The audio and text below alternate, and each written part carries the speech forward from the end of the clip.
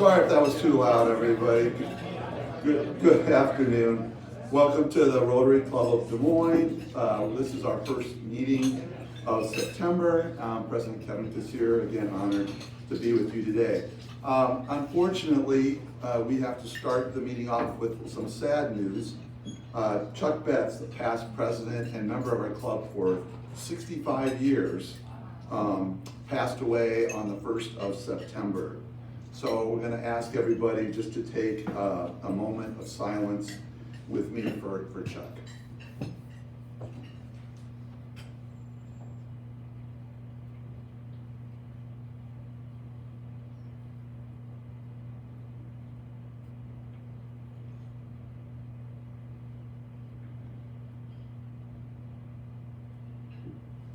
Thank you. We extend our deepest sympathies to the family of Chuck Betts. Moving on, thank you very much to Susie and to Kurt for being our leaders today, and remember to sign up yourselves to get up there and make an impact with our club. It's a great service that they are contributing to.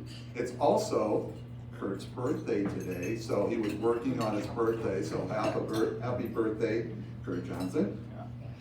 And this is definitely birthday week here. We have another birthday and another volunteer.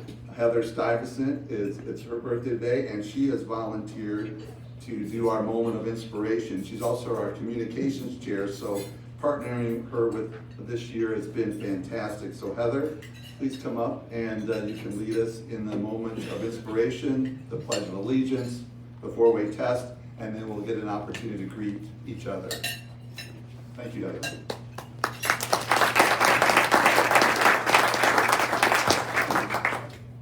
Well, good afternoon, everybody. As it's my birthday, I have some time to reflect a little bit, and I've been thinking about, especially having Dr. Wallach here today, about that childlike wonder and how we kind of lose that in our adulthood. You know, there's this time in our lives where we exist as we are. We're unburdened by bias, we're undimmed by prejudice, and we're unconditioned by societal norms. And it's the time that we're children. You know, as we get older, it's imperative that we can still tap into that part of us. And children, or as children, our mode of discovery was mostly observing, wondering, playing. And when biases don't cloud our vision, we see things not just as they appear, but for their endless potential, their endless possibilities. And the unassuming eyes of our younger selves, they did not search for underlying motives or hidden messages. They took in the world for face value, embracing the beauty in its raw form. And the world was a canvas, and every moment is a potential masterpiece. And growing up in this often synonymous with learning, maturing, developing a deeper understanding of the world around us. And yet, paradoxically, we gain more knowledge and experience. Many of us inadvertently leave behind that raw sense of wonder that we once held as children. And so when I suggest that we should capture this childlike state of wonder, I'm suggesting that we find the space to be mindful and to remember those times when, you know, a cardboard box was simply more than just a package. It could be a spaceship, it could be maybe even a castle. And that was the magic of unfiltered observation and the innocent curiosity at work. And this is the magic that we want to cultivate in our lives. Because finding the magic and the wonder, even in the most mundane moments, that's when we're truly living. So life is made up these moments that shape us, and we can either just watch or we can actively live and create our story. And deep down, we all want to see that world with curiosity and wonder, and we want to use imagination in our lives. You know, we've all been that child once, uninhibited, curious, brimming with wonder. And while time's passage is inexorable, reclaiming the magic of our younger days is within our grasp. And it's a conscious choice to either view the world with a mix of child's innocence and adult wisdom. And so that's a choice that we can infuse in our daily lives with joy and creativity and this renewed appreciation for the beauty that surrounds us. So next time you find yourself lost in maybe the monotony of life, those mundane moments, or you feel the weight of the world starting to bear down on you, just take a moment, take a pause, breathe, and channel that childlike wonder within. For in their simple yet profound perspective lies the key to a life with wonder, awe, and boundless possibility. So embrace it, celebrate it, and most importantly, let that childlike wonder illuminate your path, guiding you to treasures untold and moments unparalleled. Because in the end, life's beauty is not just the grand events, but it's in the simple, unfiltered moments that take our breath away. Please stand for the Pledge of Allegiance. Pledge of Allegiance to the flag of the United States of America and to the republic for which it stands, one nation, under God, indivisible, with liberty and justice for all. And now the forward test. Is the truth, is it fair to all concerned? Will it build goodwill and better friendships? Will it be beneficial to all concerned? And now please greet your neighbor.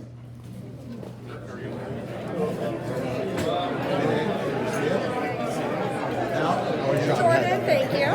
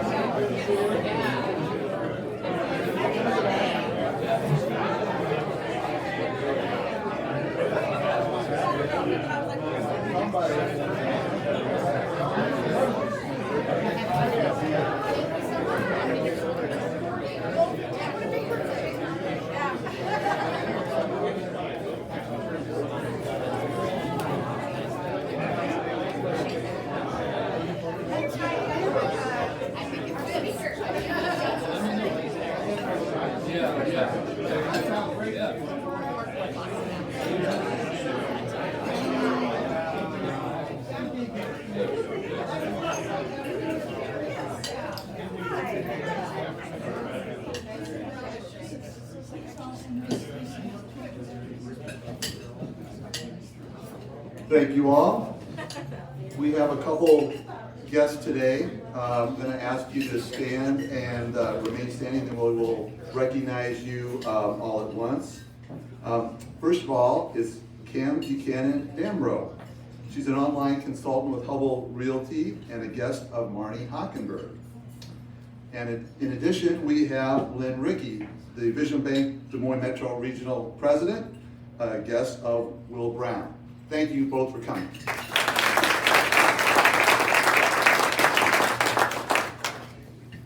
And now for your favorite segment, Did You Know? So the first one's a quick one. So M&Ms. What does the M&M stand for? Where did they come up with the name? Mars and there's one other gentleman, huh? Anybody know it? Money. Horace Mars and Bruce Murray. So there you go. There's the M&Ms. And I'm going to tie M&Ms into this one. You're going to just wonder, where is he going with this? So, here's the question for you. Where are you most creative? I'll give you three possibilities. In the bed at night, in a warm shower, in the car, or in the midst of a workout. Warm shower. Wow, you guys are smart today. So, as I say, I always research this. So, there's a chemical in the body called dopamine, and that allows us to be more creative. It actually gets, you can generate it, junk food, candy. So like I've been at innovation sessions, and they always have a box or a jar of M&Ms. And I wonder, why are there always M&Ms? So now, if you want to get innovative, you want to get creative, it's either the warm shower or a bag of M&Ms. So there you go. Now you're smarter for the day. They're not mutually exclusive. Or, yeah, boy, I don't recommend doing both at the same time. Right? And now we will have Rotarians on the floor laughing with the famous Doug. Yay, Doug. Mr. Saltzgater. Sorry. Well, apparently there's a big game this Saturday, and I'm asked quite frequently, am I a Hawkeye or am I a Cycle? It's warm up here.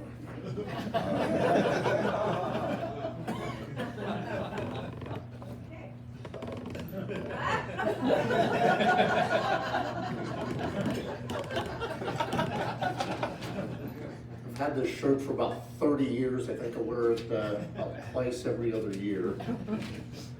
Oh, and one thing Kevin forgot to mention, this is not a joke. Yesterday was his birthday. Happy birthday, Kevin. Thank you. And this was not planned, but in the M&M's theme, do you know why Hawkeye football players don't eat M&M's? They're too hard to peel.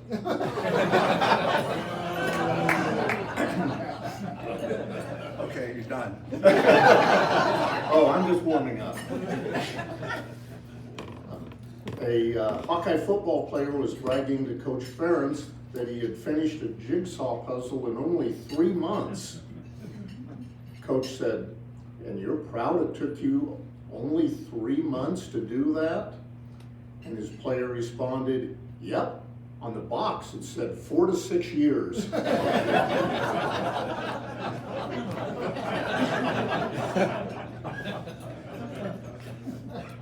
And they do have academics in University of Iowa.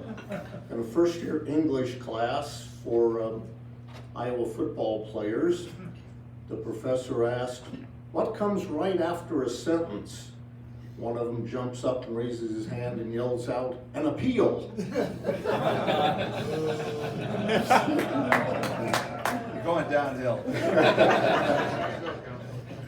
How many freshman football players does it take to change a light bulb? None. That's a sophomore level course. And I don't know if you heard this morning, there was a skeleton found on the University of Iowa campus. Turned out it was the 1967 hide and seek champion. There you go.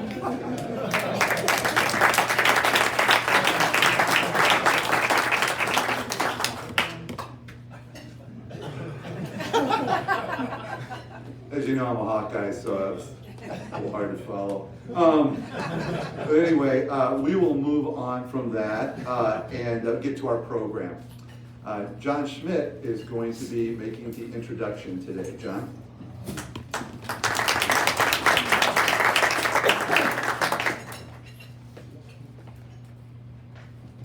Thank you, Mr. President. 22 years ago, I was working at Principal Financial Group, and I got a call. A leader asked me to serve on the board of ChildServe. I had heard of ChildServe. I knew very little about it. But I said I'd be willing to apply, and I joined the board. One of the first people I met was Dr. Terry Walding, member of the board. He gave me a warm welcome. Dr. Walding had served on the board several years and was a wealth of information about children with special needs. I'm happy to say that Dr. Walding is currently the CEO of ChildServe, has been in that position since 2018, has an MBA from the Tippie College at the University of Iowa. Go Hawks. And served as vice president at ChildServe before becoming the CEO. Dr. Walding.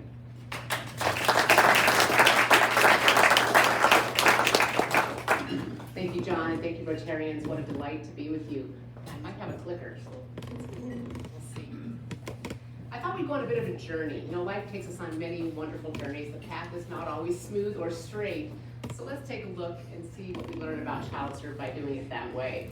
First, my journey to child serve was a little bit circuitous. The first part of my career was as a neonatologist. I took care of premature babies in the neonatal intensive care unit at Mercy here downtown, did that for 17 years. I then started serving on the board at Child Serve, and in 2011 joined Child Serve as the chief medical officer. What I love about these photos is they're real. The one on the far left is a 25-week gestation premature baby who I cared for. The one in the middle is a former 1 pound, 10 ounce premature infant who's now picking me up. So again, the journey takes us in many directions. And as John said, I became the CEO in 2018. Truly the perfect way to extend my career, and I couldn't be more in love with the organization I serve. I love to start with the mission of Child Serve, which is to partner with families to help children with special healthcare needs live a great life. There's something really important in that mission. It not only focuses our work, but it's the partnership. And hopefully you'll see that theme throughout my comments today. It's really about coming together with families, with children, and so many other of you who help us care for children. And this is the sauce, the secret sauce at Child Serve. It's meeting families where they are. Oftentimes families come to us after they've received a very difficult diagnosis. Perhaps it's autism or cerebral palsy or muscular dystrophy. At that moment in their life, they're crushed and they don't know where to turn.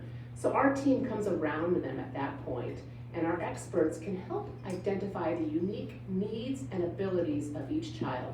We tap into that spirit of a child to find out what is the best way to move forward, and then we continue that journey with them. Our visions, this is where we're going. I like to tell the team, we may never get there, but it's the vision. It is where we want to end up, and it is to transform lives by continuously improving pediatric healthcare. It's a bit bold. Transform sounds like, ooh, a bit too much, but we hear that. We hear that in the voices of families who say, I never thought this could be possible. I never understood it this way. We see that in people who come for a tour, in our board members who are just changed by what they experience at Child Serve. So transform, it's a bold word, but it's the right word. And then continuously improving pediatric healthcare. It's not just about making what happens inside the walls of Child Serve better. It's about how we connect with other providers and improve the entire system of care for kids. So it's bold, we never may quite get there, but it is inspiring to us. Our values really are around caring for others, building partnerships, trust, integrity, and this passionate pursuit of excellence. This is what drives us every day. We put these on our job descriptions. We have conversations with people about these. It truly is what inspires us. And here's where it all starts. Heather said it best. It's the spirit of a child. And you've all seen it in the eyes of a 4-year-old who truly believes that a cardboard box can become a rocket ship. And that's how we tap in and make impossible things possible. So one time I was giving a talk and people asked, what does Child Serve do? And I've got the official list of things we do. But what I really love to tell people is, well, at Child Serve, we build rocket ships. So a little bit about our history. We started in 1928. The Junior League came together and supported a home in one of the Des Moines neighborhoods where a handful of children lived. They needed 24/7 nursing care. At that time, the conditions were rheumatic fever, tuberculosis, polio, conditions we don't see much of many anymore, but that was our very important history. We moved to Johnston in 1981 and continued to build services beyond there. We started in Ames in 1995. We built the state's only pediatric rehabilitation unit on our Johnston campus in 2007. We went to Iowa City and opened shop there in 2016. We hired the state's only pediatric rehab doctor, Dr. Fred, back in 2014. And we're continuing to build. So right now we're serving almost 6,000 children and families a year.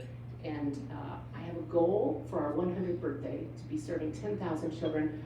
It's a bit bold, makes the team a little bit nervous, but why not? So I think what's important about this slide is it helps to illustrate our size, our scope of expertise, and our statewide presence. Again, about 6,000 children and families a year. Our expertise comes in 4 major areas: complex medical care, pediatric rehabilitation, autism and behavioral health, and a whole host of community-based services. Truly a unique bundle of expertise all under one roof. And the statewide presence serving 75 of Iowa's 99 counties in 5 locations: Des Moines, Johnston, Ames, Iowa City, and now Cedar Rapids. So thinking of special health care needs, it's really a wide category of conditions.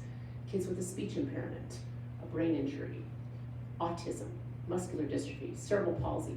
Statistically, about 15% of all kids will have some type of special health care need for which they need additional medical and supportive care. So in Iowa, a little over 100,000 children. So that 10,000 children goal is ambitious, but it's still just scratching the surface of what we can do. So here's a bigger look at that bundle of expertise, these 4 major program areas. Complex medical care. We have the state's only nursing facility where children and young adults live with us because they need 24/7 nursing care. They have very complex medical conditions. So we're serving a little over 65 children in our Johnston campus who are living with us in a complex medical care unit. We also have something called medical childcare. So think of typical childcare, but this is for kids who have medical conditions. Maybe they have a tracheostomy or a feeding tube or a seizure disorder. A typical childcare simply cannot serve them safely. So we embed nurses in our childcare program so we can serve more complex children. This allows moms and dads to stay engaged at work and their child is in a safe spot. So complex medical care. Pediatric rehabilitation, I mentioned this pediatric rehab unit. It is the state's only rehab unit designed for kids. So this is where kids come after a brain injury or a spinal cord injury or another complication where they need intensive rehab, physical, occupational, speech therapy to regain skills before they go home. So this is kind of like On With Life, but for kids. We also have a huge outpatient rehab program, physical, occupational, speech therapy, medical equipment like wheelchairs, braces, splints. So very vast rehab expertise. The third bucket is autism and behavioral health. We've designed some really unique autism programs. One is a program like childcare for kids who've been diagnosed with autism before they're school aged. So ages 2 to 6, they come to us all day. They get physical, occupational, speech therapy, specialized autism curriculums, and many kids graduate from this program and can go into mainstream classrooms. So really unique autism program. And then a host of community-based services, things that aren't in the walls of the buildings in Johnston or Des Moines. Things like childcare. We serve typically developing kids along with our children with special needs. We have group homes, 16 houses out in our neighborhoods where 4 to 6 kids live who need some supervision during the day. So another residential option for kids. We also have a program called Respite. This is when families need a break. If you have a child with special needs, you often can't call the babysitter down the street. Your child needs some special hands and special hearts to take care of them properly. So we have that program for families as well. And then the red thread along the bottom is really woven through all of these areas of expertise. And this is our social services program, helping families navigate a child's complexity, let alone the complexity of the healthcare environment, insurance, other providers, transportation, translation, requires some dedicated professionals who can pull all those threads together. So we're connected with our social services program. Some other fun numbers of ChildServe. I don't know if I mentioned, we do have 5 locations: Des Moines, Johnston, Ames, Iowa City, and now Cedar Rapids. We have 2 dogs that work at ChildServe because kids should have dogs and bikes. Kids always need those things. We've been named top workplace for about 10 years in a row, so we're very proud of the work we do at ChildServe. I'll tell you a little bit about Ames. We started there in 1995. There was a handful of families who were providing some summer services for their kids who had special needs, and they were getting stretched thin, so they partnered with ChildServe and we set up shop in Ames. We're currently serving nearly 1,000 children. Last year, we doubled the size of our Ames facility, which we built in 2000. So we now have about a 40,000 square foot facility in Ames offering some of the services, not the whole menu, but really we're serving 29 of those surrounding communities. So it's a great addition to the Child Serve portfolio. And this was the expansion. We like to build things this way, again, believing in the spirit of a child. Fun story, just as this was getting finalized, I should give the shout out to RDG, who was the design architect on this. We had a 4-year-old in the parking lot getting out of the car with his dad, and he turned around and took a look at this building and said, "I want to go in there, it looks really fun." In Iowa City, we started there in 2016. We recently just completed an expansion project there, so we now have close to 26,000 square feet. We're serving over 1,000 children with a menu of services, not the entire swath, but again, families are coming from 47 counties to get to our Iowa City location. It points the picture that these services don't exist everywhere. So families still need to travel, but this is one of our strategic priorities, is to try to get into more communities. And then a little over a year ago, we did our first, what we call a satellite. So this is an extension of our Iowa City facility in a smaller community with a smaller footprint and a starter package of services that we can use to enter into a city. The package of services include our autism services and pediatric rehab, PTOT speech. So a little bit smaller shop, but again, families are coming to this location because the need is there. I have a short video for you.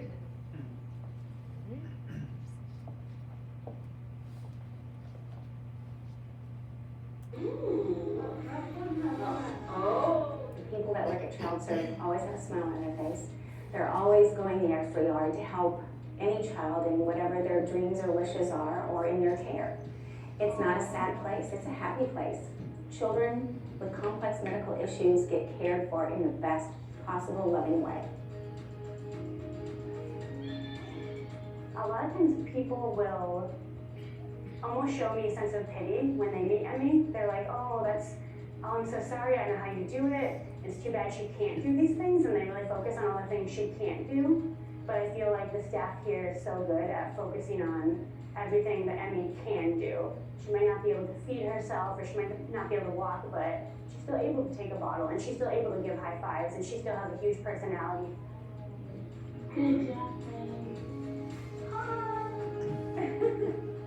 Vincent was 1.5 years when he was diagnosed with autism. He had a lot of trouble with walking and talking. Became a Child Serve to partner with the autism program. His relationship with the staff is amazing. If there wasn't a program like Child Serve, I truly feel deep down in my heart that our family and Vincent would not be where we're at today. He has a mini fan club, and everyone loves to see my son laugh and just hear about his story and his success. Eleanor was out sledding with her sister and cousin, and somehow hit a tree. We didn't see what happened. We didn't know what happened. We just knew that she was lying unconscious. She was life-flighted out to Iowa City. She went to the children's hospital there, and they immediately decided to put her in a coma. What was amazing to me was that the work that she was doing at Child Serve was the hardest work. But when you ask her what some of her favorite memories are, it is that exact same period. Because all of that hard work that required her to think and to get stronger was the most fun. It was swimming, it was painting, it was baking a cake, it was playing a video game. What's great for us is we've researched everywhere for what's going to be best for Riker. And we would travel everywhere. We've taken him across the country for different appointments here and there. Child Serve has everything that we need. And when it comes to PT, he has access to equipment like the Universal Exercise Unit. And Child Serve had one of the first in the state. And that has just been incredible for him learning to stand and learning to walk. more often than not, if you ask enough questions, you'll find somebody that has some sort of connection with child serve. It's really a community staple, and it's not unfortunate that people have that bond. What it does is it creates a point of relationship that you can share with others and see everybody come together for the interest of these children, and it's a very special group to be involved in.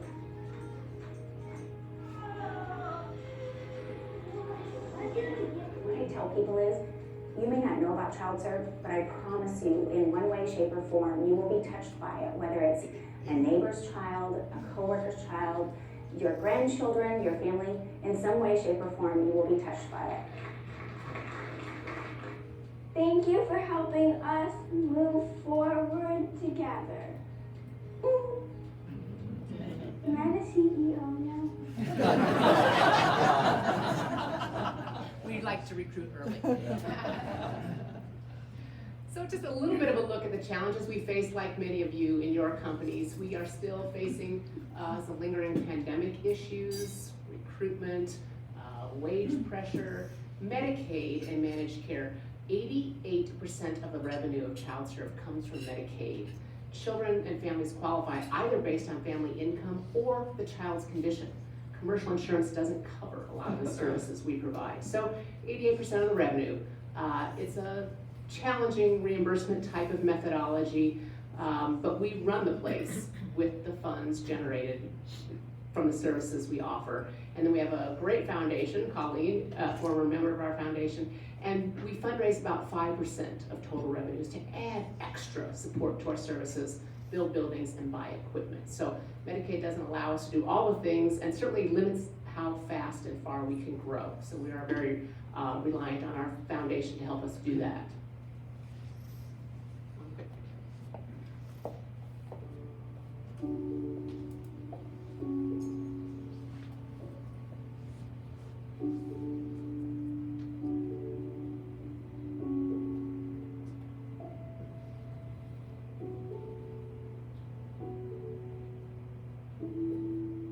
When you are the primary caregiver of a child with unique medical needs, a little break can go a long way. The passionate team at Child Serves Respite Center is trained to help ensure parents don't become overwhelmed on their caregiving journey. Our son Aiden, who is 8 years old, he was diagnosed prenatally with Emanuel syndrome, which is a rare chromosome imbalance and involves many medical conditions and global developmental delays. We were pretty excited to finally have a child and thought everything was great. We were supposed to have all the family get together that night once we found out the gender, and it didn't turn out how we thought it was going to.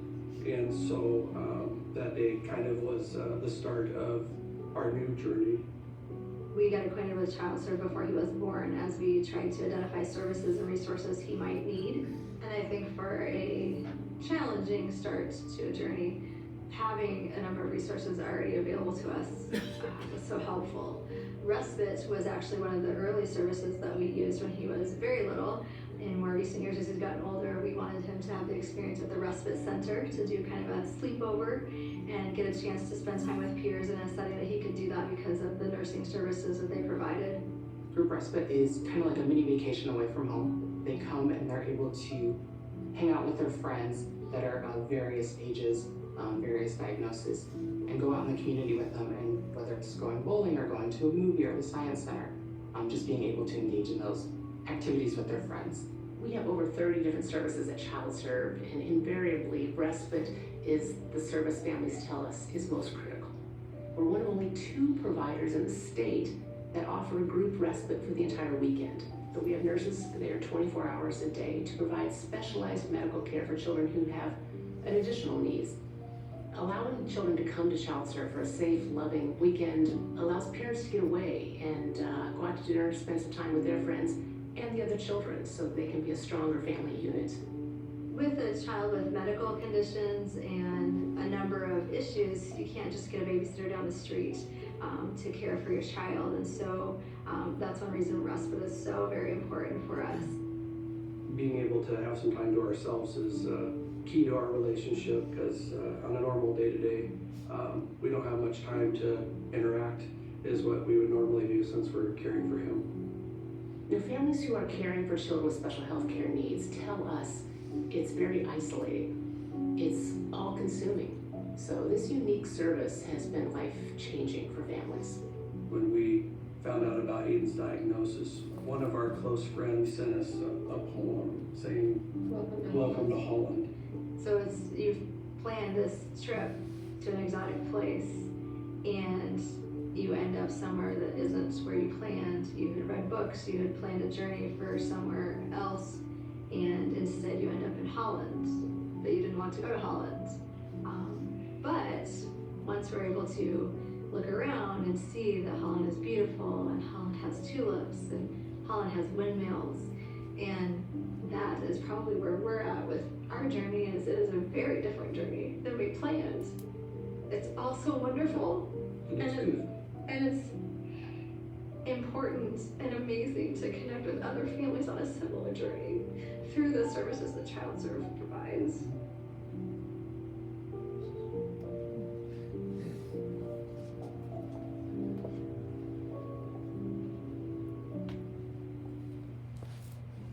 So our journey continues. There's work to do. We started an expansion project just about a year ago to expand our facility that we have in Des Moines. It's on 24th and Woodland Avenue, if you've been by that way. It's only about 9,000 square feet. We acquired it in 2008. It used to be the daycare for exceptional children. Because of space limitations and the design of the building, we are only able to serve 60 children in that location. We provide medical child care, our autism program. And so we endeavored with board support to relocate our Des Moines facility to a new location at 48th and Franklin, and an expanded building where we could serve, instead of 60 kids, 600 kids. So this is the perfect complement to our Johnston campus. Really helps us extend our reach. As you can tell, there is still a need out there. So we started a major campaign to raise $10 million to help us renovate the building that's there, and we are making tremendous progress. Had some great news this week from Variety about a $1 million contribution to this campaign, so we're nearly there. We hope to start remodeling that building soon, and within a year have doors open and serve more children. We still are looking at community support, so there's always more to do. We have a robust strategic plan. We built a 3-year plan, and a lot of what's in there is extending our services and this expertise into further corners of the state of Iowa. We base it on our core principles, which is our inspiration and our why, our core values, our mission, and then we move from there. These core principles not only provide stability as we're taking this journey, but they provide guidance and support along the way. Partnership is key not only to how we come together with families, but we do extend our arms beyond ChildServe. And about 8 or 10 years ago, we started a collaborative group with the children's hospitals in Iowa. So Blank Children's, Mercy One Children's, ChildServe, and the University of Iowa State Family Children's. We come together now every other month. We like to start in the safe space, what we have in common, what we can do together. And that really is a lot about education and advocacy for kids. So we work with legislators, policymakers, payers, other providers to try to help build a more stable and robust system of care across our state for children. So this has been a really exciting group to be a part of, and we have found we have a lot more in common than we ever realized. We did put together some very robust legislative agenda, and when we show up at the Capitol with co-branded documents, people pay attention. So we're gaining some traction with some of our advocacy efforts. So I would invite all of you to come to ChildServe. If you really want to feel the spirit of a child, walk the walls, walk the hallways in the ChildServe walls. It is truly a remarkable experience. It will transform your life. So thank you. I would offer questions.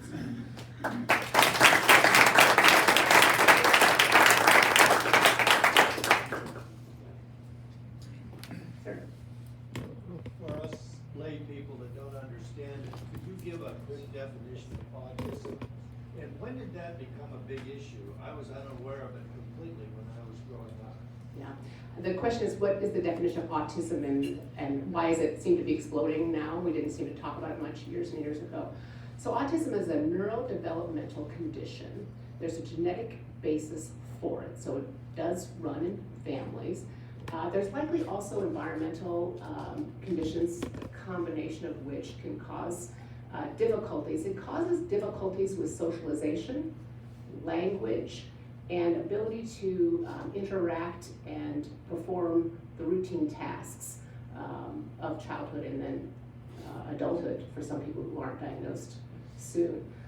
It's hard to know exactly why we're seeing an increased incidence. It's 1 in 36 children are being diagnosed now. It used to be 1 in 150 not that long ago. It's likely we're better at diagnosing. We're able to pick it up at younger and younger ages, sometimes even in children as young as 18 months. The key is providing early intervention services so kids can start to learn how to communicate, how to control distressing behaviors, how to navigate their world and continue to go on and develop. So hopefully that answers that question.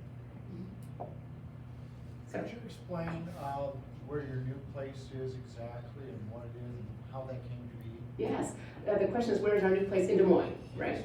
Okay, so we started looking at property in Des Moines. We didn't know where we were going to end up, but we knew we wanted to be in Des Moines because we rely on the school system, the Des Moines school system, to provide busing transportation for kids. We have probably 14 bus routes that come a day to take kids, deliver kids. So Des Moines was important for us. We found a piece of property, completely vacant, undeveloped piece of property just north of Glendale Cemetery. And so we worked with the city on purchasing that. The plan was to build a brand new building, new construction. And then during that process, we became aware of a building that was just adjacent to that property. Used to be the Mercy Physicians Clinic, 48th and Franklin. So it's a really nice location, great street access, neighborhoody, residential. So we're now hopefully finalizing the purchase of that building so that we could remodel that and be located there. First off, I've got to compliment you. My nephew has gone to child serve for many years and he's just thrived. So it's, I know firsthand the miracles you guys perform. Also, is there any crossover with children's, cancer or children chronic illness? Is there any crossover there? Yes, that's a great question. The question is there a crossover between other medical conditions and what we do at child serve? Yes. For example, we have a child who comes to us. She's been coming to us since she was an infant. She was born with a congenital heart disease, so she actually only had one half of her heart that was developed. And so she's had multiple surgeries. She sees multiple physicians and is ongoing that journey. And she comes to us because whenever there's a medical complication, there's always a risk for developmental complications. They may have a delay in their ability to walk or talk or consume food. And so those are the reasons they often get services at child serve. We've had other kids who've been typically developing children who may have had a severe illness like meningitis and then suffered a loss of skills they gained. They can come to child serve to regain those skills. Does that make sense? Thank you. You're seeing more children with cerebral palsy? I don't know if it's actually increasing, but more children are surviving prematurity. When I first started as a neonatologist, the limit of viability was closer to 26, 27 weeks gestation. It's now 22 weeks gestation. But as the younger and younger infants survive, the risk of neurologic and developmental complications increases. Is it just a statewide organization or is it nationwide? Well, it's statewide now. I think there's opportunity. It's interesting, but that reminds me to tell you one thing. We belong to a national organization of like providers. It's called the Pediatric Complex Care Association. There's only about 46 organizations within this. So there's not a lot of these organizations across our country. What we find out from our members in this association is that child care is still unique because of the breadth of services. So this package of expertise is still unique even within those who do this work. How has privatized Medicaid in Iowa impacted what you do? Yeah, that's a good question. Privatized Medicaid, how's that impacted? I would say it just makes it a little more complex. We always have been and we always will be a Medicaid shop because of the children we serve, the types of conditions they have. Our primary funding source will be Medicaid. Privatized Medicaid has just added a little bit of complexity, mostly because every one of those companies that administer the Medicaid do things just a little bit different. So the billing, claims submission, the resubmission, the people you talk to on the phone when you have questions or need help, it's always a little bit different in each company. So complexity, but we approach that as a partnership as well. We have them out to our shop, we go to their shop, we come together. We've actually changed some of their protocols, even stuff they do nationally after some of those collaborative meetings. So we make it work. Is it 3 companies? 3. Yep. What's the upper age of the kids you help, and what happens for those that have ongoing needs beyond that age? Yeah, great question. Upper age of who we serve and then what happens. Most of our services are up to age 21. You think, why 21? That's how schools define childhood, up to age 21.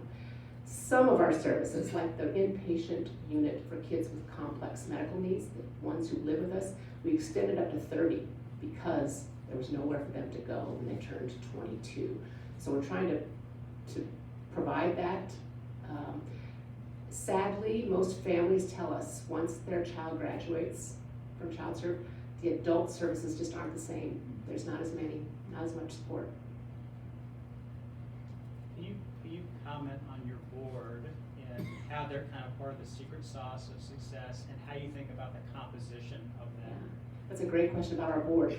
I like to share that my predecessor, Dr. Lloyd Vanderquack, got his PhD in board governance. So he built the Cadillac and I'm just trying to drive it. We actually have 2 boards. We have a board of directors, which is our fiduciary board. The skill sets we look for on that board are financial, HR, marketing, all the things that really help organizations govern and function.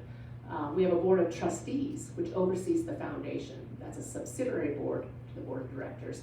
The skill sets there, we look for people who are good at helping us connect in the community and fundraise. So slightly different skill sets. The board of directors is 25 members and the board of trustees is 21. And we've got, it's full, it's robust. And we work really, really hard on board engagement because that's everything.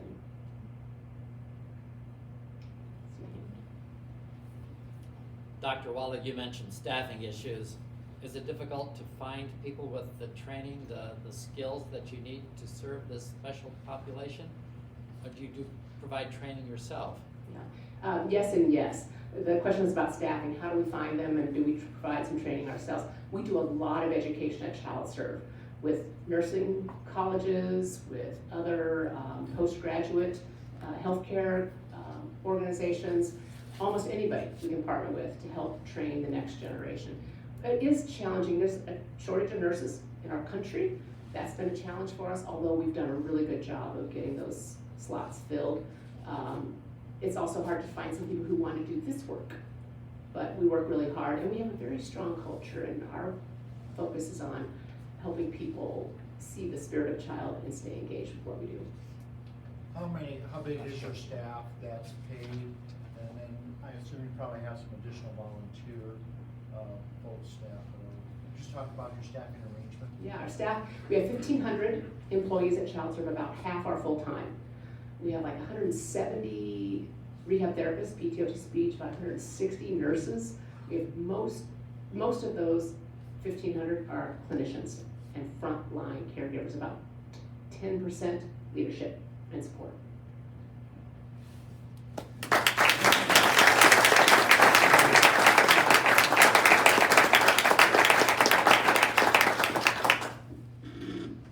Wow, Terry, thank you so much for your presentation and all the beautiful work that you and your colleagues do there. I had no idea. It's absolutely amazing. So thank you, thank you, thank you.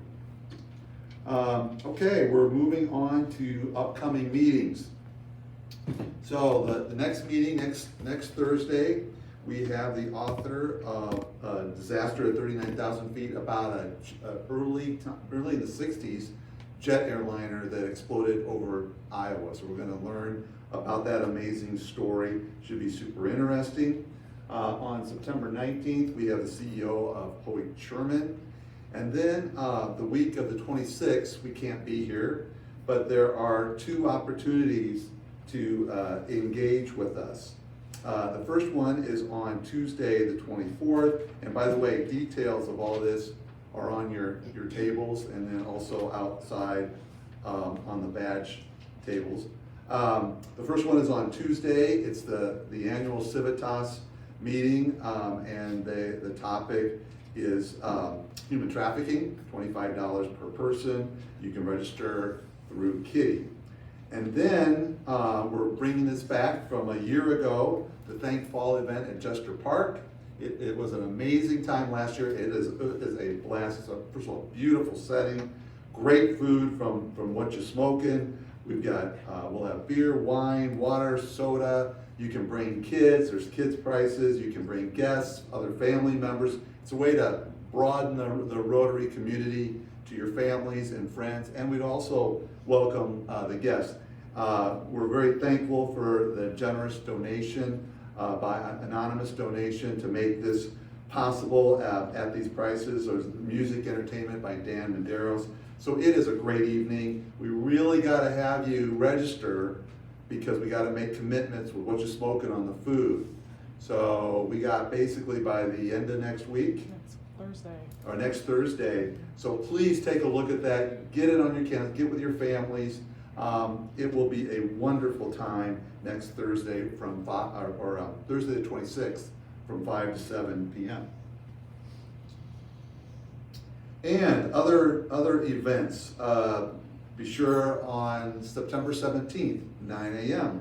We're going to have our morning fuel, our get together for coffee, and we highlight a particular member of our club. And for that event, we will highlight Lynette Rasmussen, former CEO of the Rasmussen Group, and now their Culture and Community Vice President, also former General Counsel. So she's going to tell us her story on her career, about her company, owns 11 different organizations. It should be pretty amazing, and it's a great time. We had over 20 of us previous fuel event, so be sure to sign up for that as well, because we want to be sure we got enough seats in the room that we have there at Freedom Blend Coffee. So, bring this to a close. Again, think about these pillars, and the challenge I'll put on in front of you is the building relationship column or pillar. Think about who isn't here and maybe give them a call and see how they're doing. Reach out to somebody that you don't really know and ask them to go to coffee with you or grab a drink or whatever you like. Get to know we've got a great group here. This is the biggest advantage, I think, of being in this club is getting to meet and get to know all of you. So grab a coffee with somebody, reach out. We are adjourned. Thank you.